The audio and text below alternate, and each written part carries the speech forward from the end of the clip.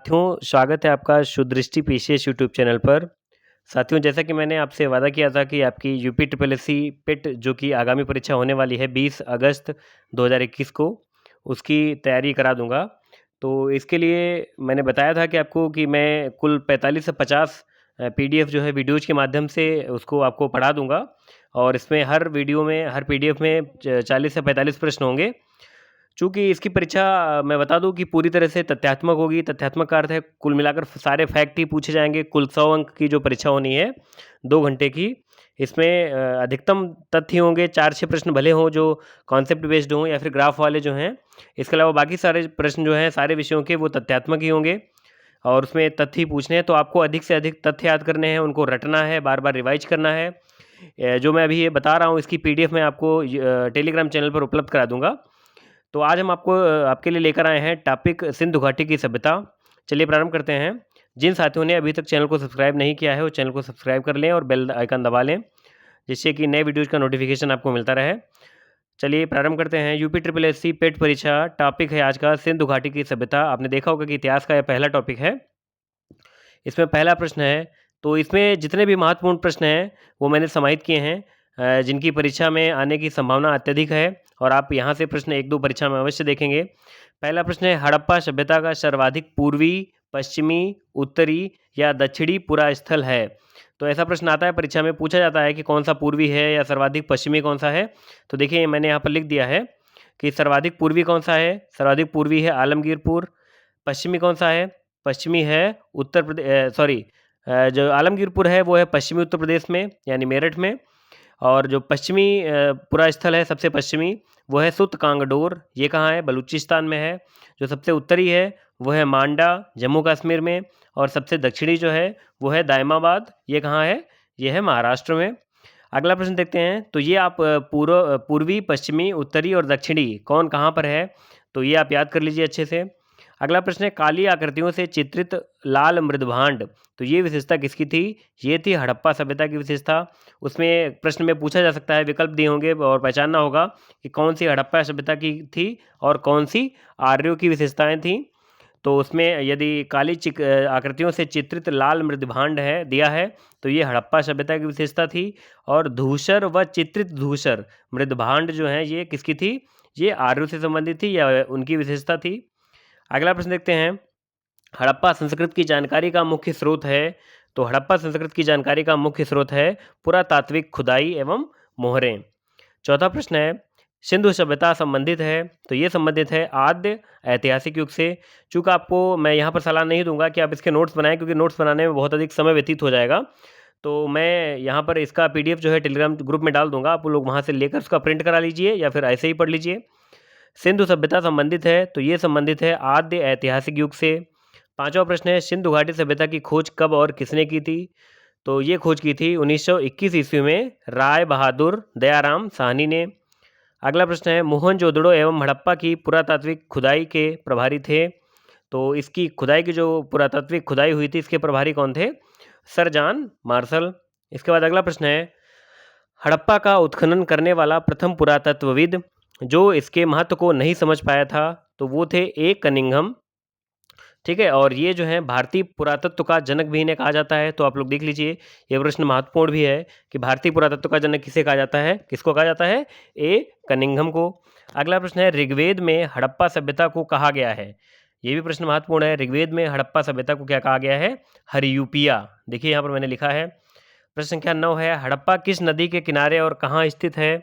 तो हड़प्पा कहाँ स्थित है? रावी नदी के बाएं तट पर। किस नदी के किनारे? रावी नदी के। और कहाँ पर? बाएं तट पर। बाएं तट पर स्थित है।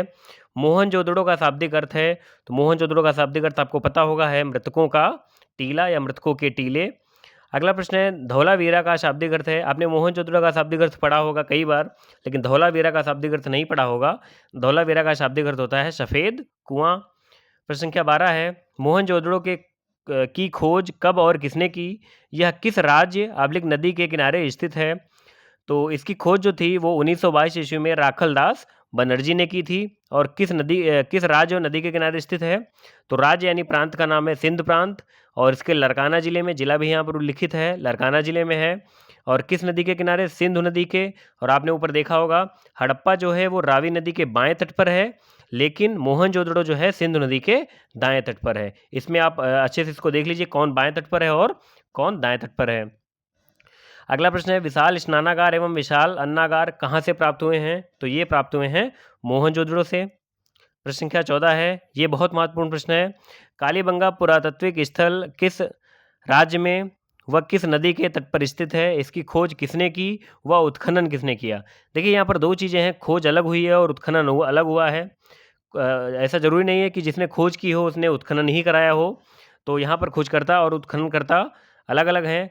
एक दो ऐसे भी हैं जिनमें खोजकर्ता और उत्खननकर्ता सेम हैं, लेकिन अधिकतर अलग ही हैं।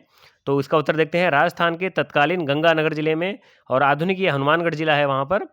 तो कालीबंगा जो स्थल है पुरातात्विक स्थल, ये राजस्थान के तत्कालीन गंगानगर जिले में है।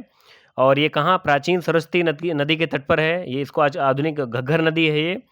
और खोजकर्ता कौन थे? इसके खोजकर्ता थे अमलानंद घोष। और इसके उत्खननकर्ता कौन है? ये हैं बीबी लाल और वीके थापड़। अगला प्रश्न देखते हैं। काले रंग की चूड़ियाँ भूकंप का प्राचीनतम साक्ष्य, ऊंट की हड्डियाँ जूते खेत का प्रमाण, मरड़ पट्टिका पर दोहरे सींग युक्त देवता की कृति और जौ की खेती। तो ये कुल मिला के प्रश्न ऐसे पूछे जाते हैं कि इसका प्रमाण कहाँ या इसका साक्ष्य कहाँ से प्राप्त हुआ है।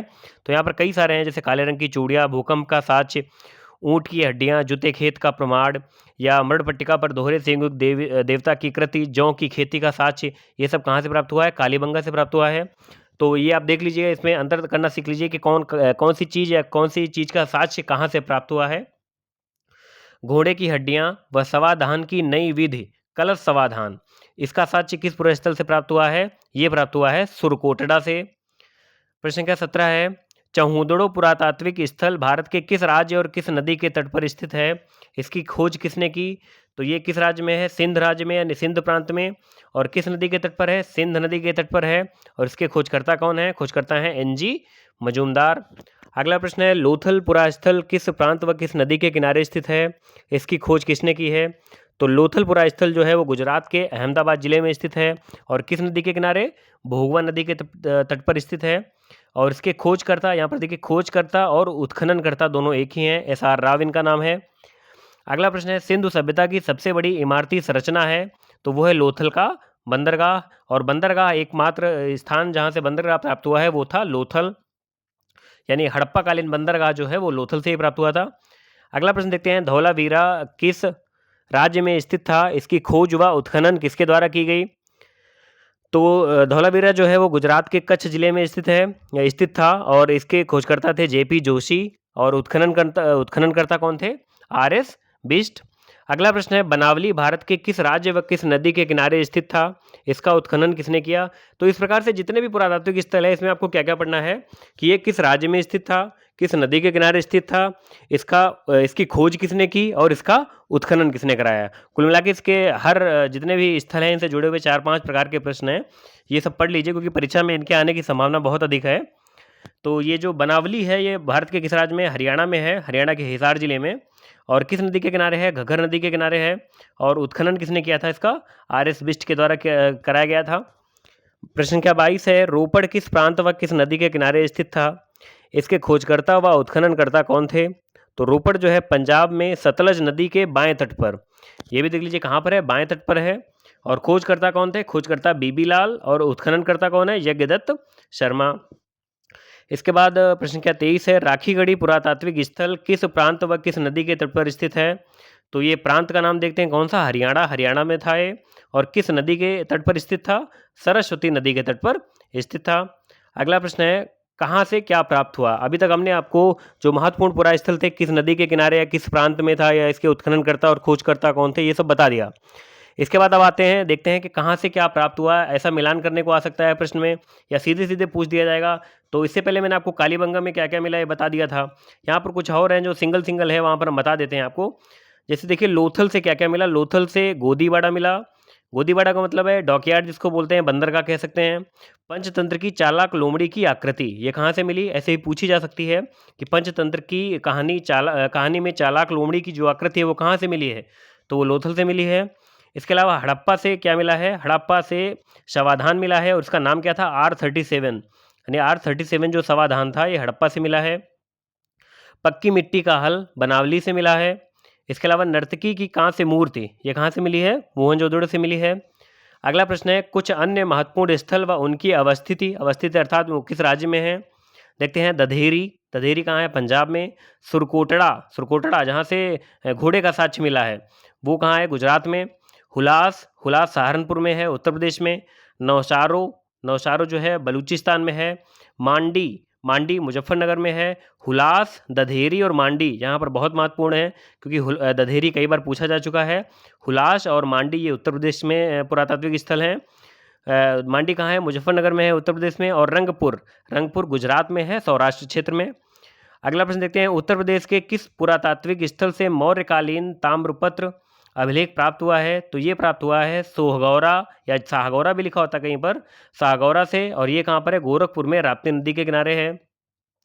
इसके बाद अगला प्रश्न है भारत का सबसे बड़ा हड़प्पा स्थल है? तो ये है राखीगढ़ी। भारत का सबसे बड़ा हड़प्पा स्थल कौन सा है? राखीगढ़ी। ठीक है। और दूसरा सबसे बड़ा कौन सा है? दूसरा सबसे बड़ा है धौलावीरा। इसके बाद कौन सा हड़प्पी नगर तीन भागों, कौन कौन से तीन भाग? किला, मध्यनगर और निचला नगर में विभक्त था। कौन सा था? धौलावीरा।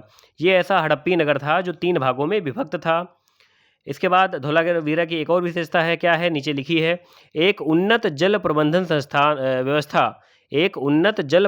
व्यवस्था का साक्ष्य प्राप्त हुआ है। कहाँ से? धौलावीरा से। इसके बाद सिंधु घाटी के लोग पूजा करते थे, किसकी पूजा करते थे? पशुपति की। प्रश्न संख्या 31 है, हड़प्पा संस्कृति में पाई जाने वाली मोहरों और टेराकोटा कलाकृतियों में निरूपण नहीं हुआ है।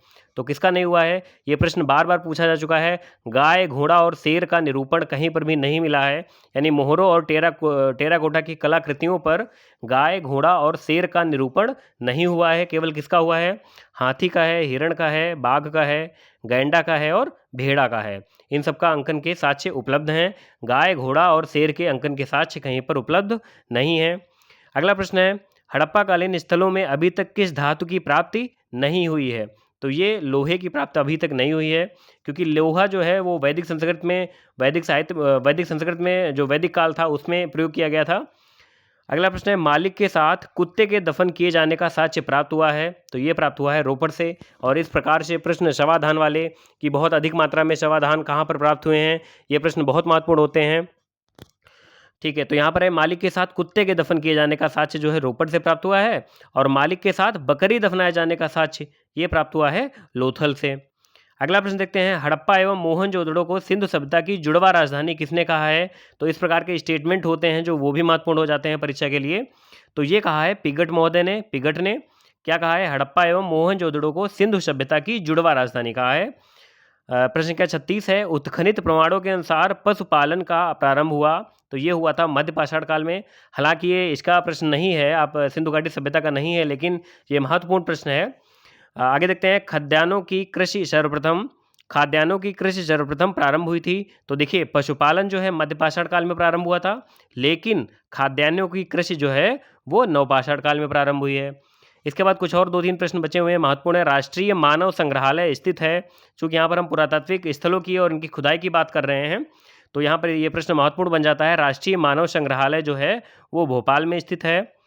अगला प्रश्न है प्रश्न संख्या 39, भारत में प्राग इतिहास का मुख्यालय है? तो भारत में प्राग इतिहास का मुख्यालय नागपुर में है। और प्रश्न संख्या 40, अति महत्वपूर्ण है, यूरेनियम डेटिंग के जनक? तो यूरेनियम डेटिंग के जनक हैं क्यूरी और कार्बन डेटिंग के जनक हैं एफ लीवी।